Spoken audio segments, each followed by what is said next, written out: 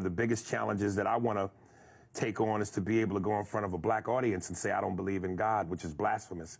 Because we in the black community, like Richard Pryor said, black people, we tight with God. And I just don't understand how we as a people historically put so much faith into this thing called God, but yet for 400 years we were in chains.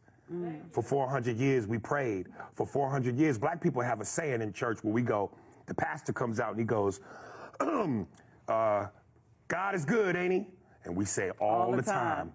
All the time. God is good. All the time. 400 years, all the time. The 60s, all the time. The 4 black girls that died in the church bombing in Alabama, all the time. The 9 black people shot by Dylan Roof in church, praising God. You would think if the one place you are safe, a safety zone, is in his house, and if God and the angels can't protect you in his house all the time.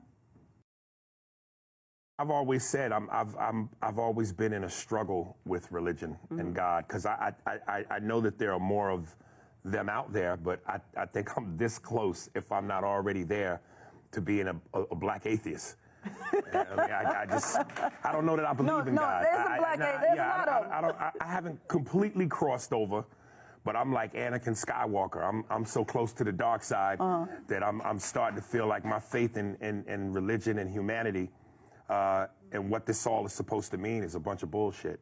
Really? Yeah. Faith and humanity. Yeah.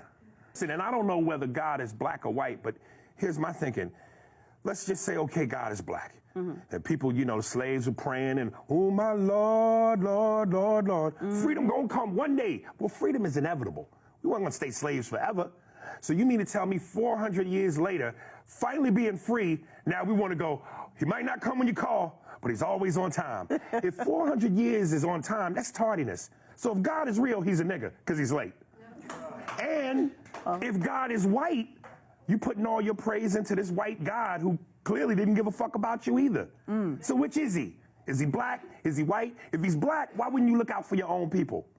If he's white, now you showing love to this figure who kept you locked up. None of that makes sense to me. And you say you haven't totally crossed over? No, because I look at things. I look at things like when I travel, and I've been all over the world, and I look at certain places, and I look at the beauty of certain things in terms of the earth and just animal and nature, and I go, it's got to be a God. Right. But then I pick up a newspaper, and I read how a 4-year-old girl gets kidnapped, raped, and murdered. Now, I know they say God gives man free will. If God gives man free will, okay, I get that. But like the mafia, women and kids should be off limits. Yeah. It's nothing more terrible. I have 3 kids. My youngest daughter is 5. Love her to death. I couldn't imagine what it must be like for a child to feel the terror of, I'm losing my life. Where's my mother and father? Yeah. Someone help me. And if God can't step in at that moment and go, look, I know I give man free will, but this is a kid. All bets is off. So that doesn't make sense to me. Right. Too much of what goes on in this life does not make sense to me. I don't know if I'm overthinking it. I don't know that because I'm getting older, I start questioning my own mortality. When you're young, you're arrogant. Yeah. You think you're gonna live forever. You think you're gonna look like a movie star forever. Yeah. Your shit don't stink. You're the baddest and the best in the world.